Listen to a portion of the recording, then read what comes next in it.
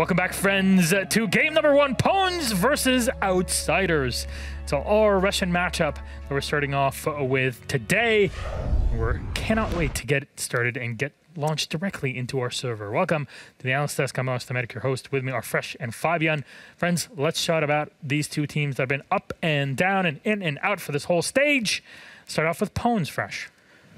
Up and down is basically the story of Pwns. That's what I said. Yeah, no, I'm just repeating Both it. I'm teams, to be positive reinforcement, Milos. Thank you. And I think they've somewhat struggled, and we hold them to the expectations. We hold them. You hold them. I think everybody, probably but the team themselves, holds them to the expectations of the old roster. And it's a realignment's probably needed because this roster has inexperience in it. It has players that have never played at this level. It's a completely new team for all intents and purposes. They've struggled, and I think they've been overwhelmed a lot, kind of trying to raise themselves up to that EUL standard, and it'll be a journey for this roster, I think, over the course of the year, rather than just stage 1. Yeah, inexperience is the biggest thing for them. Some rounds they look like world beaters, just like the old roster. I keep going back to the game against Rogue that they had on Cafe. They looked so good, some of the attacks. I think they ran 3 attacks flawlessly or something like that, which is really good on Cafe. And then other rounds, it was like watching Headless Chicken run around the map, just serving themselves to their opponents. That was the big thing, how like there's no in between that. There needs to be a consistency they need to live up to, because you can't have all those highs and all those lows, because that's going to lose you games. Then what about our Badgers, the Outsiders in this game? Well, I'd say they actually made pretty decent improvements from their last year's roster. They didn't go as radical as Pwns did, and they started off pretty well, but they're kind of plagued by the same thing. As we say, Fabian, it's inconsistency again with this roster. They've definitely got the talent, but it's about applying it consistently over the course of the stage to hit that kind of 4-4 above to go to the major.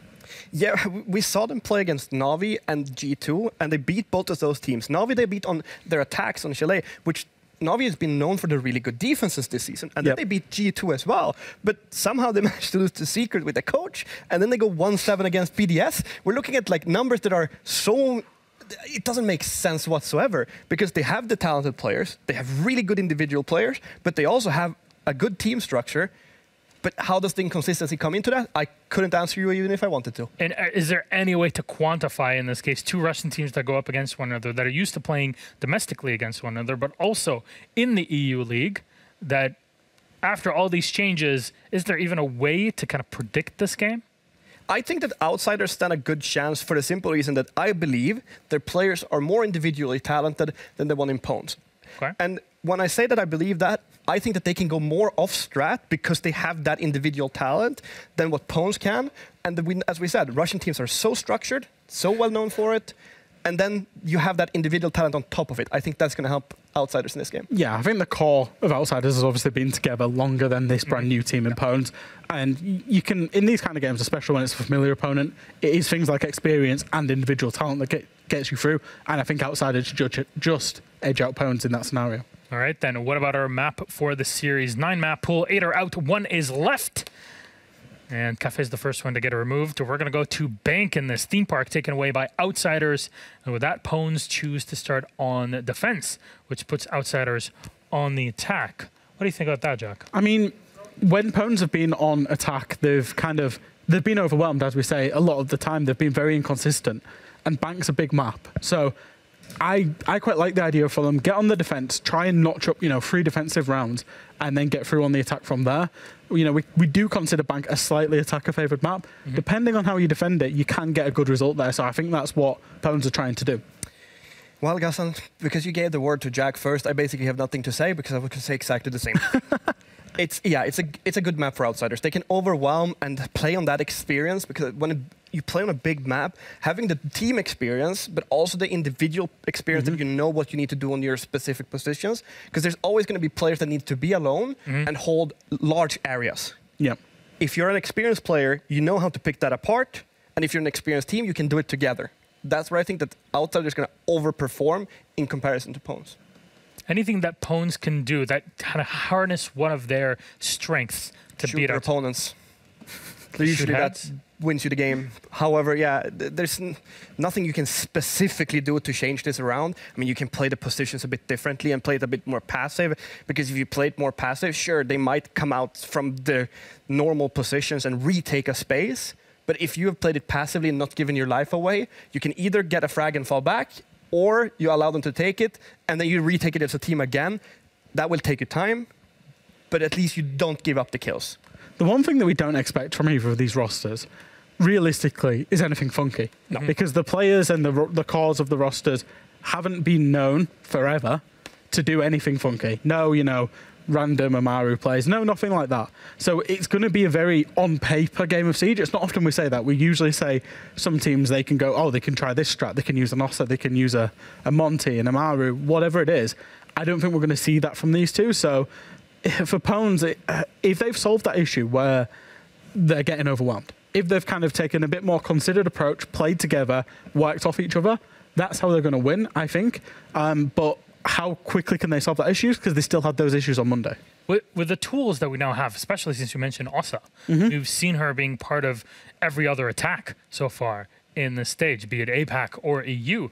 Not using her on Bank, for example, or not properly utilizing the operator now, is this a big detriment for any team that's playing it? Well, we might see it. We might see it in this game because other teams have already ran it. But these teams have never normally been known to be the ones that innovate and kind of run it themselves and try it out. So this is the game that armchair generals will kind of sit back and kind of go through one by one. Yeah, because the basic maneuvers on paper.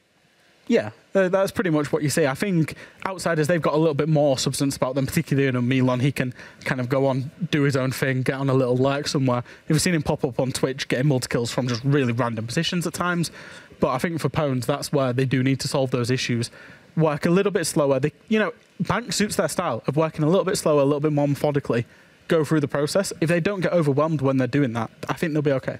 I'm just going to have to cut you off. Oh. I'm so sorry. Oh, Fabian, keep those thoughts for later because our lobby's ready. Yes, we had a delay, but the players are set to go. Feels bad, man. Well, sometimes it's sad. People sad indeed. But people happy because we're actually going into games. So Fabian Fresh, thank you very much. Let's cheer together for Outsiders and Pones. We got the ever so beautifully wonderful Hap and enjoy. We have to say this so awkward every time. The ever so beautifully wonderful Hap. And What's up? I'm Em. I'm the second part. I'm the second part of the hugely complimented Hap. I am the other one. The one that is sometimes here. What's up? It's me, Em. I'd already for like taking the throw, being analyst, be quiet. Start game, please. But I mean, that is completely tossed off. Hello, I'm back. My voice. Like Milos tossed off to you. Now we get into game. Wow. Yeah, that is rude. That is on camera. Pones versus Outsiders. All right, we're getting high fives. You deserve a high five, Milos. You deserve a high five. That's unfortunate. Milos has been denied. Yeah, he can walk away sad in his little Hawaiian number. His teeny tiny European That doesn't shorts. go well together. Short. You don't. I don't know if you see it actually. You know, like European shorts. Like no, I've no clue what short shorts. Like 70s. Oh, is that a European short? Yeah, Milos wears European shorts. Okay. Like American shorts is like modern American. It's like baggier, like basketball sort of shorts. European shorts, it's like okay. Hello, welcome to Europe, but in shorts. Oh, wait, which accent was that? Yeah, it's a European accent. It sounds more like some Scandinavian kind of area somewhere. Zero is gone. Yeah, Zero is gone. That makes sense for Bank because he's really good here, and it's one of the two maps for me. He really shines. Chalet and here, and I think it's a very good removal. Generally, it's not even like a specific removal. Some teams do use him a lot more than others, but. I mean, it makes quite sense, right? You have that one zap per camera, meaning 4 zaps, and you just shoot one up on the rooftop or the ceiling of the lobby. You can instantly take out whatever piece of utility is at what we call the Kanto wall, the double one, next to the elevators. It's easy to get rid of a mute jammer there, for example. Allow your heart breach to then open up from a range. Suddenly a very long angle has been created. Of course, you can do the same thing with a Twitch, but it requires a bit more parkour skill, you can say. Maybe a bit more time to cancel it or counter it as well. Either way, it's an instant Amaru that is being picked up by Pasha, at least hovered over. Of Of course, will always depend on what they will find during the drone phase. They have that attacker repick now, so they could theoretically swap out all 5 attacking operators. Nothing will change, however, from the defenders, and they will be going bottom floor. So an MRU, it's not necessarily known for its strength here at the bottom floor. I mean, there's no hatch you can go up into the side on. Theoretically, you can drop in, plant, and go back up. But what we could see the MRU for, never mind, has been repicked. I was gonna theory craft here. Could see for some quick top floor control if there was roamers, but of course you have no clue yet. And the MRU stays in pocket for now. It becomes a Twitch. Sofia turns into a Finka, Buck into a Monty. So what that tells me is that we might see a CCTV side push just right through the tunnel, try and get the plant in right behind that big shield. Whilst you waste utility and maybe try and bounce back some of those Molotov cocktails being tossed at you by the Shoemaker launcher of WTG. Okay, here outsiders, they're generally in the better swing of things, as was predicted by all of y'all at home, and pretty much all of us y'all here in terms of who we think is going to take this, because Pwns have had sort of moments, Pwns have had these little builds and bits, but outsiders have really, apart from the most recent Playday, played a hell of a thing. And although they're currently sitting in 8th, at the start of the last Playday, they were around the top 2, I believe it was. It's how quickly things shifted after a couple of sort of missed moments, and suddenly you find yourselves now towards the bottom. But it's really, you know, there's a reason we're this far into the season and nobody's locked in. There's not a huge gap between the sort of first, second. I think after today we'll start to see some names crossed out. Yeah, I mean, after at this point in APAC, of course, we already had it locked in mostly. However, APAC is also 2 less play days. So after today, we will get a bit of a better picture on at least the top 2. I dare to say maybe the 4 teams that will be competing for the last 2 spots. Of course, there's always room for an outsider that will be able to get in and sneak in if everything goes as planned. Exodus might have been spotted here, actually. Tries to rotate out, and it's the entry. Milan will find it quite cleanly here. It's a 4-on-5, and that's a good start for the attack. 2 walls opened up as well. The Twitch drones coming around to see if they can take out any PC utility. Think of these ADSs, for example, just to make it a little bit easier to go for a plant in a bit. Well, they've been pushed really far back off the side itself. They still have the extension of the Tachanka. They have themselves deep buried on the backside of Garage. The grenades roll their way through. They have the Monty that's just going to see if he can try and keep the protection on the plant. There's an attempt to stop that fire, and it's not in the right place. FMX can stick that out the whole way. No! Yes, he did. Just almost gets dropped. You're right, he did. He pulled it off on a split second. The Monty had to move as well. They take a huge amount of damage. Milan takes a little bit more, but with a bit of a trade-off, they get rid of the Tachanka now. They have the smokes. Warden can see through, and Scythe is going to have to go for a big rotate over the top. Smash is waiting. Does he know he's there? 3, 2, 1. No. Smash gets a very easy pickup. There's 20 seconds left. Andrizi went for the mid-floor rotate, but now that body's out of the way. Well, that's not going to do it. They're still there, still watching. With a Monty, they're probably going to be able to watch very close. Andrizi here, the last one left in a 4 versus 1. They have every single story and a Monty blocking the door. You might be able to get an exit. Fortunately, not even that. Outsiders. Sound like a suppressed LMG. I didn't even hear any of these bullets, but wasn't the case. And oh, that's the strength of that gun there. You can just keep firing in a 1v4 situation there. You know where he is. There's no way out there. Well played by outsiders there. I mean, they realized that if they managed to get the plan down, round basically won already in such a situation. You open up both these angles. There is no way to sneakily go for a bit of a defuse there. So if you have 1 or 2 members still alive when they attempt a retake, there is no way that they're going to be able to get away with that. And they exactly have shown that. Well played by them there. The Shumika's not landing far enough, really. They thought it was going to be the default plant, but it was the plant behind the Monty. And as they tried to bounce it off, so the default bounce is off the exit sign that is right above the default plant. That makes it drop dead on the ground. That means that that area is going to be fired upon. However, if you are on that wall that is directly looking at the Shumika where it came from, that won't reach it. Of course, normally you would be able to shoot it. Perfectly portrayed now by Medics, by the way. This line of sight that is currently being shown, well, that doesn't reach it.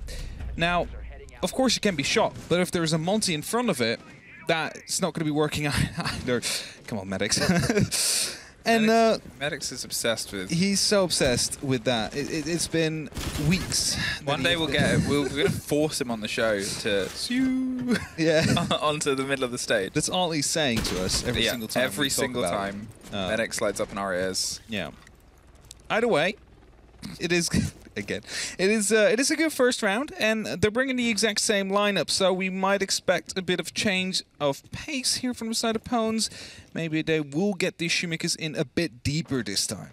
Well, I think one of the changes that we have here is more of a presence over the top of open. It was where Milon got himself in and got himself that early entry kill, but at the same time, they'd already done some work down in server. They sort of read, okay, well, we can try and push our way through here. Rask is down, playing on the bottom of blue stairs, but you know, they're not entirely fully confident because they don't have that hatch control. They don't have that space above them. There's a bit of pressure, there's a bit of noise, and there's a bit of Buck, making sure that he gets that open and that soft wall starts to fall. There's still an idea and still some pressure and control there over the top of open. Are they being watched, and what can they do with it is the big question. Now, they left it soft this time, maybe in the hope that they could fire upon the exothermics, or they used them elsewhere due to the fact that there was no holding back there. Smoke canisters are being popped. Milon very close up here to the Teller side. Finds one, is instantly turning around because he knows he's being hunted. There's one in the kitchen. There's also one on the top of square. Will not be able to find out one. They will gang up on him there. And now with the hatch opened up in the top of square, that is going to be a problem. They cannot actually go for that plant now. They need to get rid of these players right on top of them, and they have a man less to do so. Pasha will be going on that hunt. Seems like FMX has rotated around as well, so it will be a 2-on-2 fight around that hatch. Yeah, Scyther and Mission are just watching and waiting. Nothing Rask can do at this point. They're going to see if they can get themselves crept in, but how quiet can you be? Pasha, they're just over on the soft wall, and there's the take onto the first. The spray through doesn't quite connect. Scyther a little bit short, gives the game away, and Pasha's going to swing around. It's a heck of a gun, but not quite good enough. The umps his way back through in open. FMX is going to see if he can step up to the mantle. That's not the right gadget to pop round a corner, but the gun will work just as well. A 2 versus 2, 40 seconds.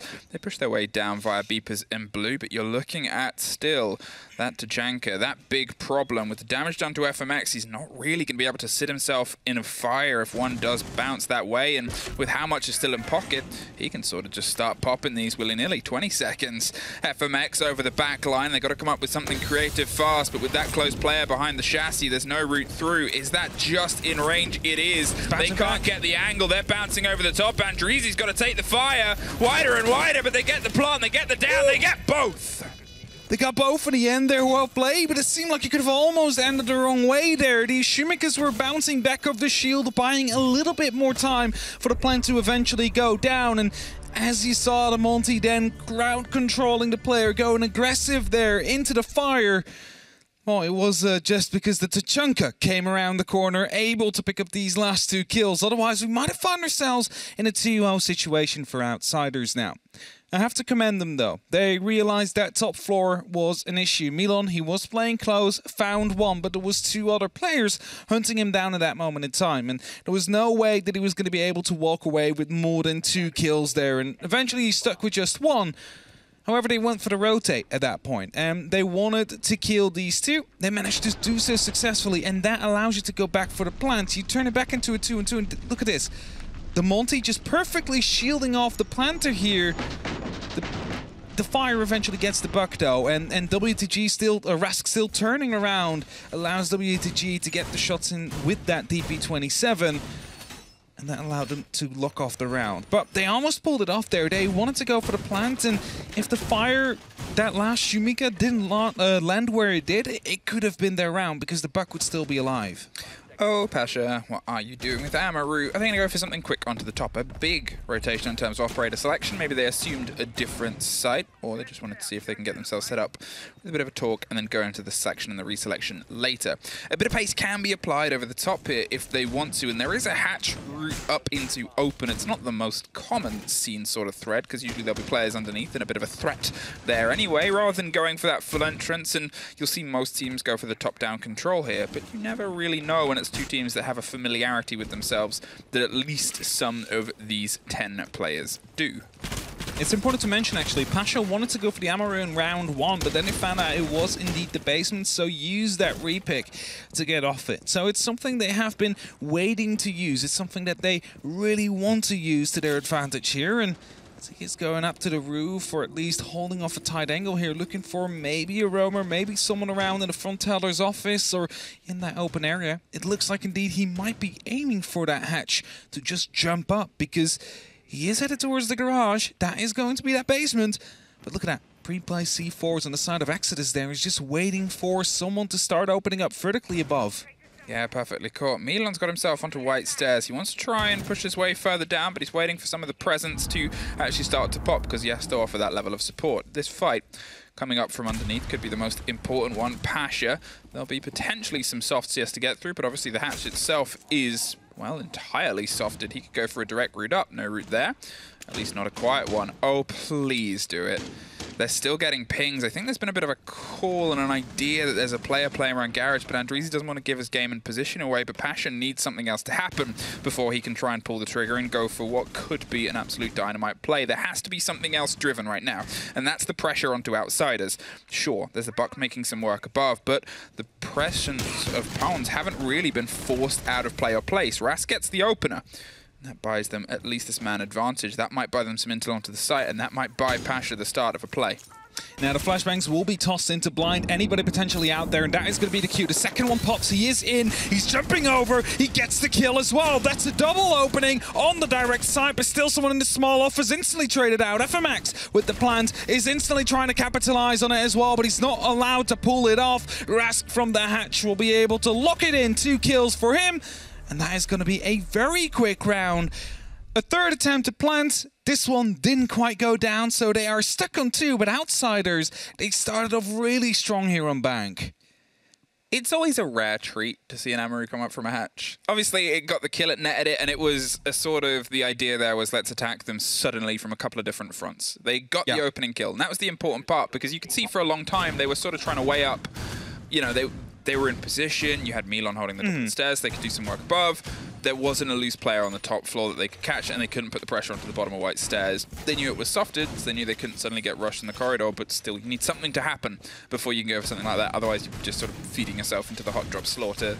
It worked, and it worked very well for Outsiders, and that's that sort of pace that this roster's been able to apply. It's been really fun to watch their attacks come together this season. Yeah, and you cannot all go from the same point. If you do, you're not really sowing any chaos underneath the defense. So what they did here is go for that overwhelming strategy. You see someone coming up from the main stairs through that double door. You see them coming in from the hatch drops, from the small side office, and through the hatch below. Everything together is sowing so much chaos in comms, but also, you know, everybody is dealing with their own player at the same time. That it is just favoring the attack here. If everybody would be going through the same double door or through the same hatch, the defenders have an absolute easy time locking that one off. So, well played there by Outsiders, and I'm curious to see how they will be using that same strategy in this site here. Again, the Amaru is on the board, so we might see a quick rush in from one of those 2 side windows, or 4 side windows, we have to say, onto the direct sides. But again, something else needs to happen first. They need to have some openings, they need to have some control, and also other players need to be in a position to start pushing in. So that is probably what we will see Outsiders do within the next minute, just trying to get everybody in a good position.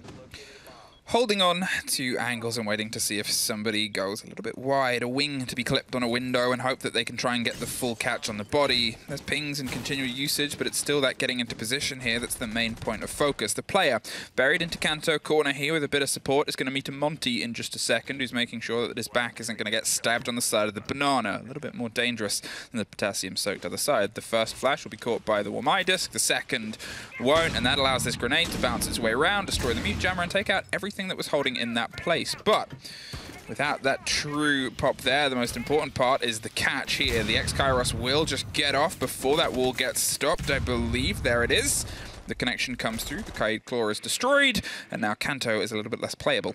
Yeah, that is now a long angle that can be held from the window, and that will give it a little bit more safety towards Rask as soon as he knows that the elevator is indeed safe. However, due to the fact that it hasn't been opened up closest to the hard wall, it means that there is still an opportunity for players to be there, and that's exactly what is going on right now. A C4 popped, it's going to deal a lot of damage, and Pasha going up from the elevator hatch soon, it seems, to try and put some pressure on a mission, but he will die first. Well, there it is, the trade down the corridor, no connection here, and Pawns bite back with a couple of important kills. Milon, he's inside the door, just trying to see if he can find a way through the reception desk and get himself a meeting with the CEO on the back line, but they're not going to hand anything else over, so he needs the Secretary Ras to do that. Pop round the corner, pop a couple of bullets, and get a lucky pick.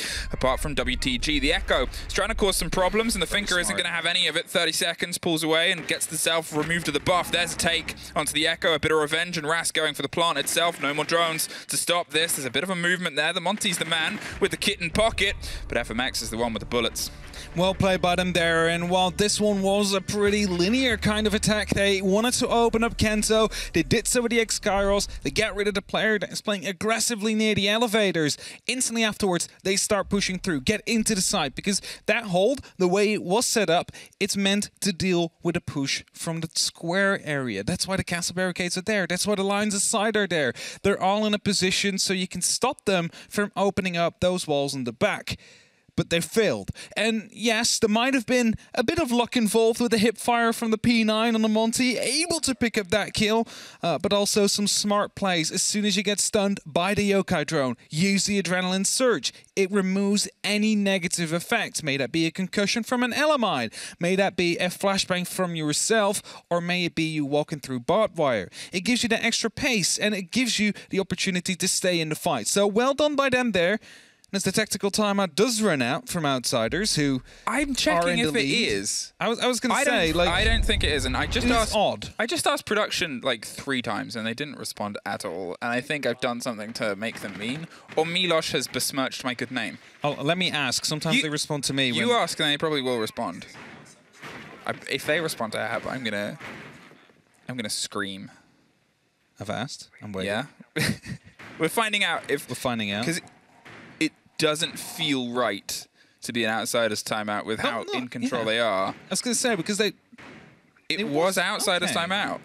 Because they look really confident here. Like, their attacks are really working out well for them. They're just completely picking up our pawns. So I'm not quite sure. Maybe it's due to them expecting a round or a site to be played that they've lost before, and they really want to hammer down on this attack here. They want to get 5 rounds just to make sure that the advantage will last. We are headed back towards the open area, though. And we've seen this one before. It was an Amaru that came up through the hatch just to pick up a kill, and then after that, Rask from the hatch able to pick up a double as well. Those are 3 kills that went their way, of course followed up by an opening onto the side. That is just a single player left at that point. And while there's no Amaru now, that means there's going to be a different kind of approach coming out from Outsiders. I think that's the strange thing, is to take the time out, it wasn't even that the rounds were... Sure, there was some back and forth, and sure there was some death, and sure they've lost one of the 4 rounds that they've played here, but they've been trying some interesting little pocket plays with the Amaru. They've been pushing these little angles, and those things, you know, it doesn't really beget the idea that they're struggling. I guess it's up to them. You know, we don't know the team comms. We don't know if maybe they just wanted to have a little bit of a moment and let Pawns stew in the mistakes and see if they can try and push that as a bit of momentum. Either way, if they can try and cement this to a 4-1 and then suddenly you're on a 5-1, it does make that second half on your defense on bank that much potentially quicker. Buried in and locked off. They're doing a slow approach once again, trying to find the positions of the Pawns players and see if they can try and stretch them. There's no, as you said, Amaru before this time, but it seems like the focus is more on the top floor and maybe the quad wall square. Yeah, it could potentially be in pre-placed C4s are going to be removed with those Gone 6s. Quick use of the utility there. Do not want to risk Smash his life there. They need to keep him in the game. And grenades being thrown in perfectly as well to get rid of the castle barricades are opening it up. I was for a second, is it using the M762? But no, it's the LMG. It's just a holographic, something we do not very often see on the LMG. Gives you a little bit more...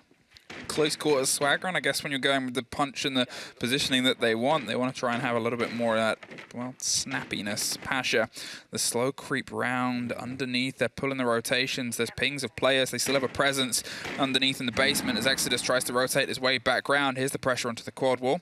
They have some pings, and they have to make sure they keep some control here of the swing and the rotation that might come through from Andreezy. FMX, where are you going to position this? Andreezy right into the head of Pasha. That really opens up a bit of a problem now. They're behind, there's the ping and the swing of utility. They probably got that thermite, but they're also able to try and put down a second one. The worry is 40 seconds. Well, they didn't actually try it.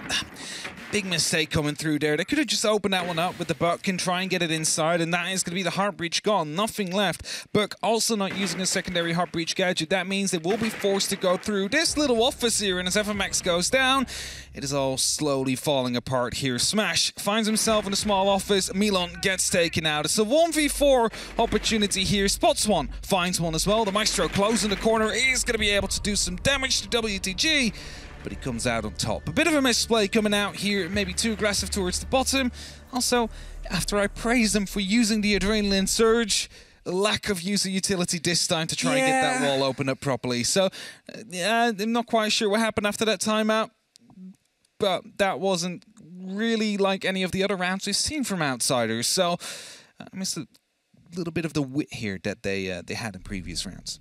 I think some of the times what we're seeing here is a little bit up, a little bit down, a little bit of a disconnect there. There was obviously Andreezy. If that kill underneath had gone the other way and Pasha had won out, then they would have had a lot more control. He's able to strike again for a double because the security of blue is a big part of being able to get the quad wall open. Instead of just being able to focus your utility to drive on a single push, you got 30 seconds, you haven't got that open, you still got to come up with a plan B at the same time as maybe trying to have a Hail Mary swing and make plan A work. If it doesn't quite get the connection, well, we see what happens. 3-2.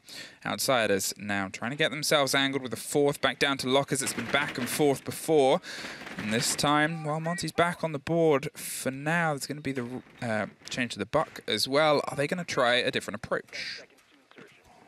Possibly, but doubt it. I think we will see the exact same push coming out as before. Maybe we will see the heart breach gadgets actually coming through in FMX. Yeah, there we have it. So there is still heart breach on the board. So whether they keep it soft or they keep it reinforced doesn't really matter right now. FMX is going to be able to open it up either way. Monty, like, they're probably going to go for the long plans, you know, the one that they've tried twice before. And what you just need then is the Monty to walk in through the door. You jump in through the small hole you made from the can opener, and you're still going to be safe there. So you do not need that full opening. The one tricky part of it is, though, that it provides a little bit more safety towards defenders and actually trying to go for a long arm defuse there. So that is something they do desperately need to keep in mind here on the side of Outsiders. There's No? I was going to say, it seems like now they're putting more pressure onto open. They're trying to find a fight here. They're trying to drive themselves in and get a little bit more aggressive onto the players that are holding for the mid. And last time they were able to sort of ignore them for a bit longer. They tried to drive themselves directly into the server and onto the site attempt itself. This time, a slightly different angle and idea. Exodus has been forced into a new rotation. They are going to actually pull off. Instead of trying to find the full engagement, they think, well, we've done enough just to make them a bit uncomfortable. And here we can see if we can try and get that wall open. Again, they just need top square. They just need the bottom here and the wall open up. That's all they need. And yes, of course, there's going to be 14 Shumikas. That is going to be wasting a lot of time, actually 12. And that's going to waste a lot of time.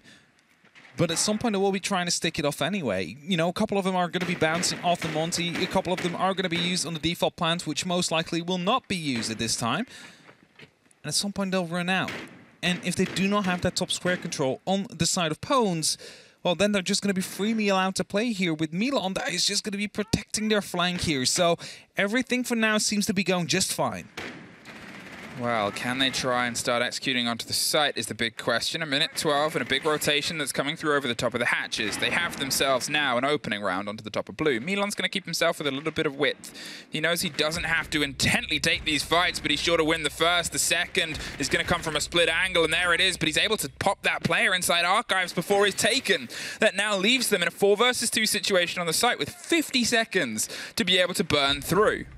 Mission will be able to find Smash as well, though. Pasha quickly rotates up the blue stairs. Is going to be able to shut him down, and that leaves it all up to WTG. He cannot use the Shumika launcher right now. It's just not the right time. Pasha will lock him off as well, and that is going to be a 4th round on the attack here for the side of Outsiders. And, well played by them again. They saw, okay, they locked themselves in an open area. This works for us. They've been doing the same take 3 times in a row, and the one time they really struggled was when the open area was being contested by the defenders. No, top square, was being contested by the defenders. And not the case this time. They had one all the way up on that top floor. They had Milan playing near the blue stairs that allowed them to shut out these angles. And, well, even though both died, it was enough time for a 3rd member to rotate up and pick up the scraps and lock off that area for good. So well played by them there. 3 times the same approach, 2 times it was successful because once, only once, the top square hatch was being challenged. And that was the weak point of that whole attack. Not realized quickly enough by Pwns there. They should have been maybe putting a bit more pressure in there. Either way, it is going to be reversed on the roles. Now, Pwns is on the attack, it is Outsiders on the defense, and they're headed towards the top floor. This setup, I said it before, we saw it on Pwns' side as well. It is aimed, well, mostly towards the top square parts, towards the square. Often they do try and open up these walls. They try and go for a bit of a plant right behind the desk of the bomb chassis, but with these angles open up, the castle barricades the way they are, you provide yourself with some good support to challenge from the B bomb site to stop them from doing so, to stop them from opening up, to get in, to plant, and that's why the response from the attackers normally is to go through the lobby, to go for that spiral push. And that is something that Pasha will try and lock off with Electroclaws, maybe on Kanto, if they do decide to open up. But if you look at the board as well here, it's going to be Claymore set outside, but more importantly, Capitao on the board, so smokes and fire arrows available for use. Now, as they go for their approach onto open, they're going to see if they can try and get a little bit more, I guess, control of this game. Everything's been sort of taken out of the side of Pwns. I'm sure they've got a couple of rounds, but only really one of them was a little bit decisive. The others sort of were a continuation of being beaten. Outsiders kept on being able to drive themselves over Pwns, and as I said, outside of that singular instance, it's generally been their show, their control. Pasha's locked in onto Kanto. The taste of how quick this comes is going to be the sort of drive that we get an idea of here. If we throw our minds back, obviously it was a bit of a Pwns defense, and Outsiders pushed it with a huge amount of dedication. The balance utility starts to come through, the burns and the flashes, with Exodus going a little bit wide with the grenade. It perfectly pulls him apart, opens the hatch as well, and drops the body to the second floor. Well played there. He was completely blinded, didn't even see the nade indicator there because of that flashbang, and, well, found himself picked up. Kanto will be opened up. There's going to be a long line of sight now that is going to be able to be held from that window, provides a bit more security if you want to go up these spiral stairs, because it's an angle less you have to worry about. Still have 2 players near the actual rappel on the A bomb site. However, it's the sledge, and it is going to be Andreezy on that Capitao. Smoke and asphyxiating bolts will be used for this execute and will be, well, attempted to get a plant inside, but Saiter already repelling in here is going to be opening up on the banana. That's going to be even more pressure down onto the defensive side now. Trying to put the pressure into CEO behind the chassis. The swing of the grenade is mainly just to stop him, but it's Ambition that's able to hop up over the top and get one. FMX tries to retake banana, but can't quite confirm the kill, and now knows he'll be pushing into superior firepower, so pulls himself back. Smash with the C4 is going to see if he can try and do something huge underneath, and to be honest, you kind of got to... It's a 5 versus 2, and they've been able to get full control over the side. Now it's 5 versus 1, and you've only got that single backline player here. Milon, he's got everything to do. He's able to find the first and swings himself a bit wider, but a little bit too short to get the second. Pwns open up with their first attack. SMG, not the greatest weapon to try and go for snipes up on such a window there. Recoil's a bit too high, so you got to go for those bursts. And you saw it there. Managed to get a hit out, but not more than that. And Outsiders lose their first defensive round. We'll decide to go to Staff and Open next. Not going for that top floor straight away, so continuing the rotation of some sorts. Let's see how their hold will be. And exactly like I said, is, you know, that hold is majorly favoring the defense when the attack does come down from the square side.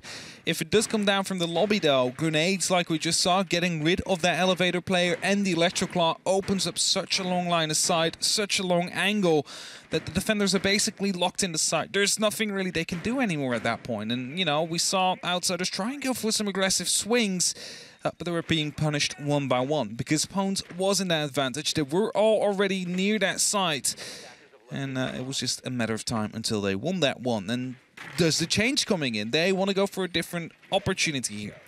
Now, we do see the Thunderbird. It is being placed in that stronghold position, the one that we saw the Amaru neutralize before with the hatch jump in.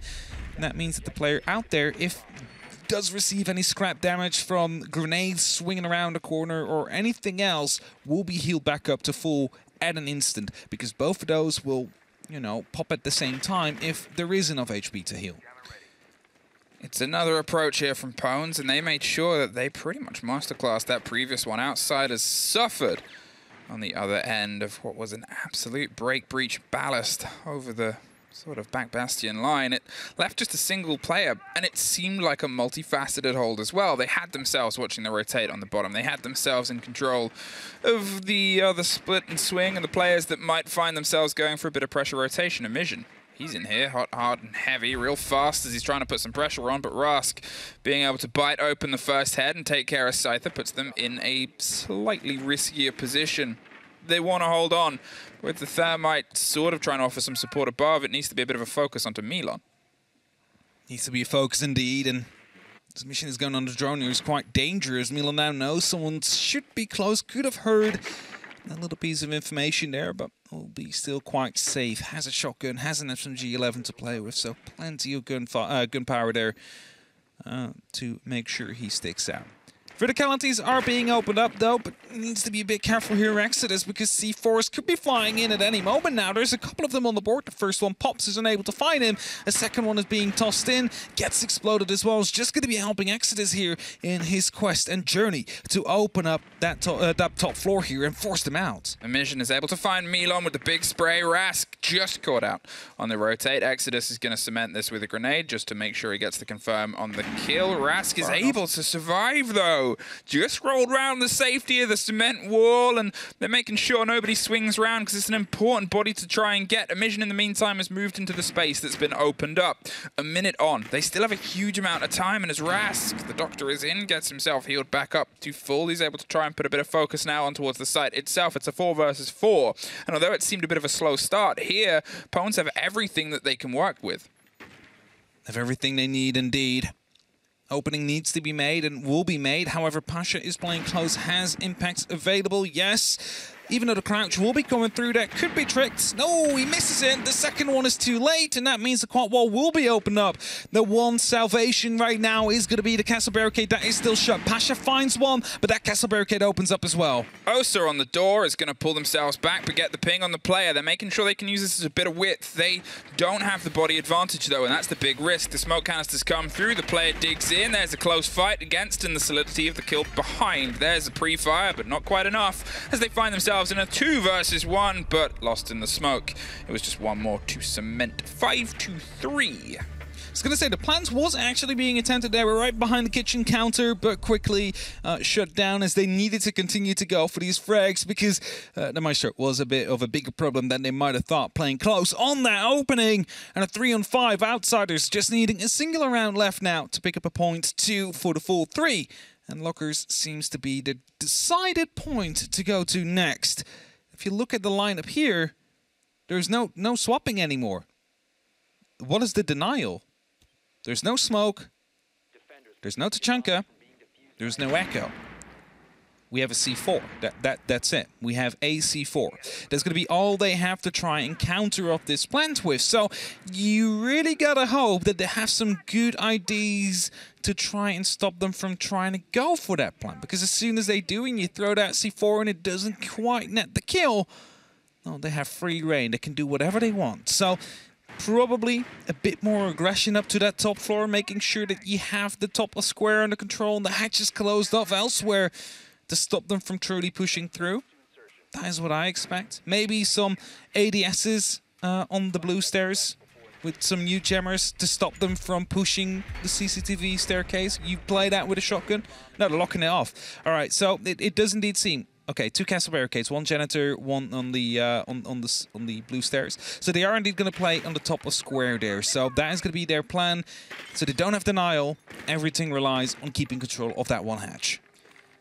Okay, a presence that's going to come over the top floor. Let's see if we can, I guess, try and bring some of this back in. It's the 5-3 situation. It's still not done, but 1 round separates them from being able to take a very needed 3 points from this and a maximum of 2 Outsiders. They still have the drive and the drive to try and reset themselves as one of those top board players and look towards the major, look towards having one of those top 4 spots here. It's Exodus holding onto the angle and seeing if they can try and force the player. Rask is sort of positioned on the stairs itself with Milan on the back line, and it's how isolated they think they can find one or the other. At the moment, they can try and support each other, but as Rask gets forced down, Milan, you're in a very tricky situation. The pre-fires come through, the drone and the reveal, and there's a very well-dedicated pickup.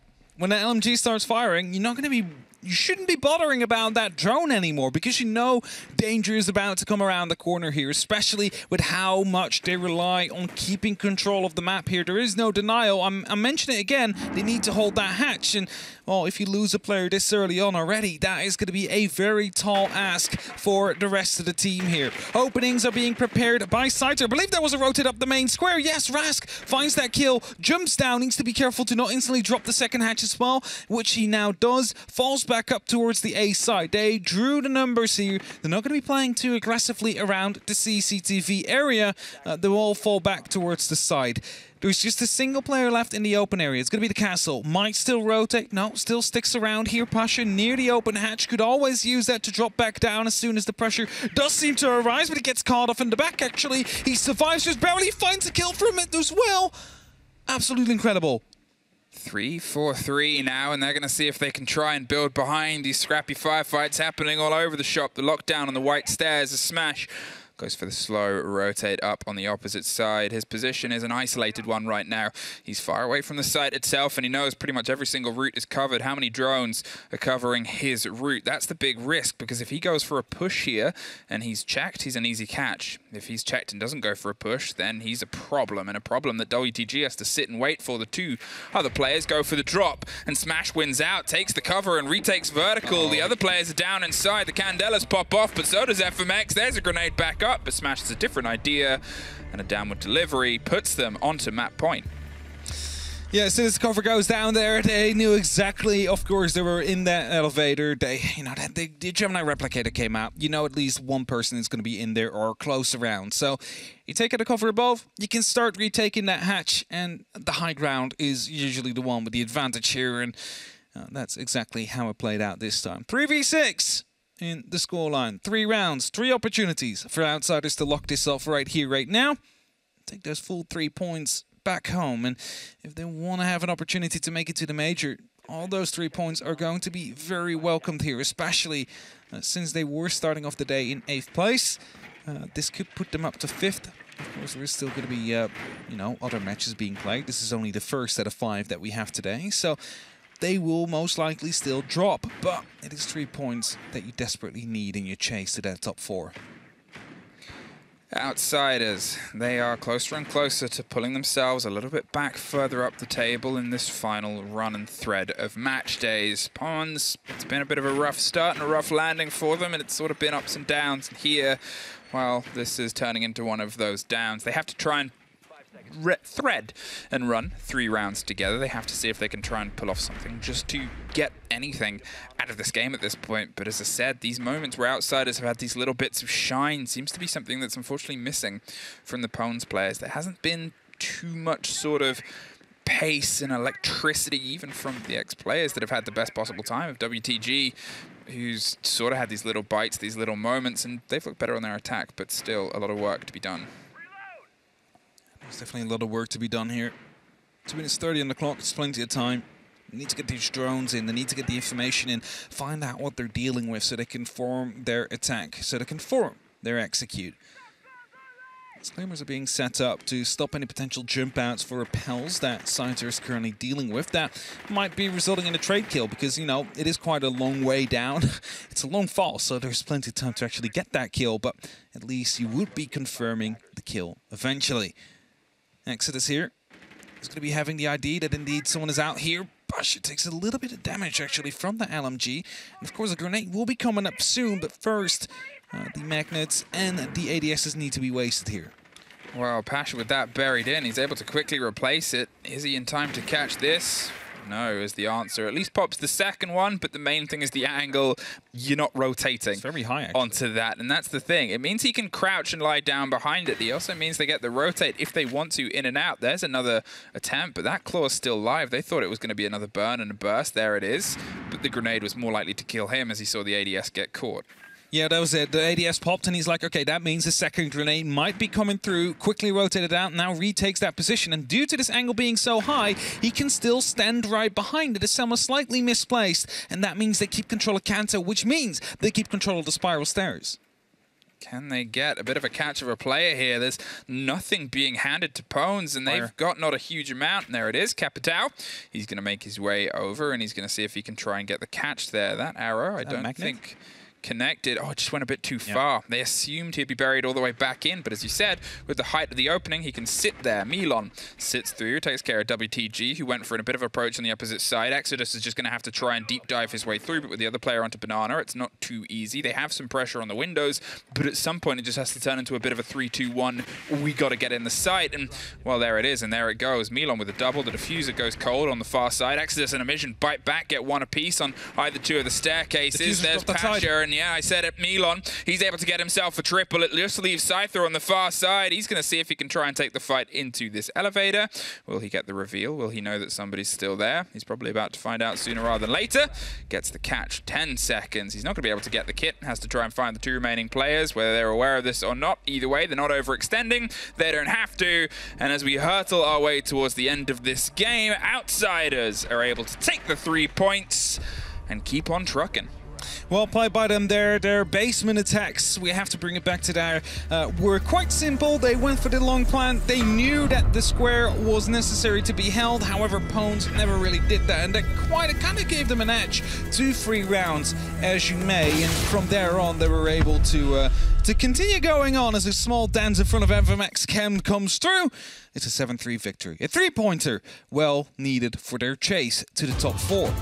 And that's it. And they were sort of playing around the top 4 before, you know, a couple of play days ago, maybe even one, and then they fell short because that's how close this league is. Now, with a very important 3 points, they're starting to separate the bottom of the board, which unfortunately Pones sit in with where they can possibly be. We're going to have a very quick break before we're back with the desk to break it down.